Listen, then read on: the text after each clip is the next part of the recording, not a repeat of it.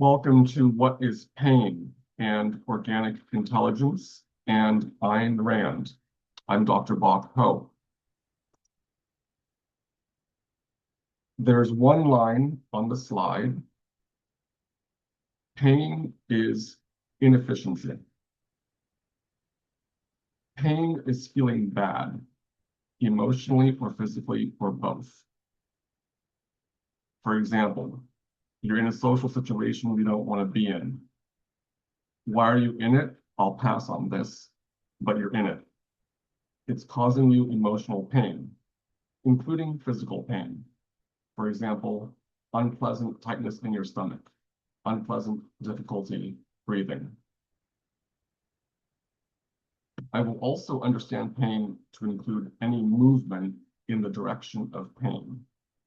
This includes movement away from pleasure and neutral in the direction of pain.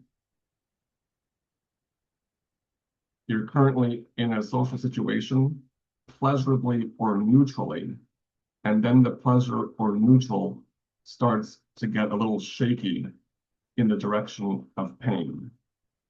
Maybe you have thoughts and images in this direction. How long do I need to stay here? When can I go? Pain, understood to include movement away from pleasure, includes not unlocking more pleasure. For example, your piano teacher is nudging you to try more challenging pieces that you really love, but you want to stick with beginner pieces only and forever. Staying at beginner level when you're clearly ready to advance to the pieces you actually like, I classify as pain, even if you enjoy playing beginner pieces and are not literally in pain. The pain is missed pleasure, not unlocking more pleasure. It's like if you have a deaf child and you could fix her hearing, enable her to experience sound, but you choose not to. And your deaf child doesn't mind. She's perfectly content staying deaf. That's keeping your child in pain, I would say, even though she isn't literally in pain. Depriving her of sound pleasure counts as a pain. Avoiding pleasure is in the direction of pain.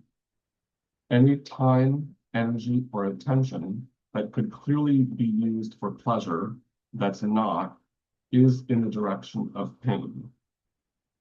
Organic intelligence supports pursuing pleasure, not avoiding it. To pursue pleasure, it helps to notice even the slightest hint of discomfort. The more aware you are of discomfort and movement in its direction, the more opportunities you have to reduce it when possible. The two fundamental ways to reduce it are orientation and pleasure. You may have a lot more pain than you think or notice.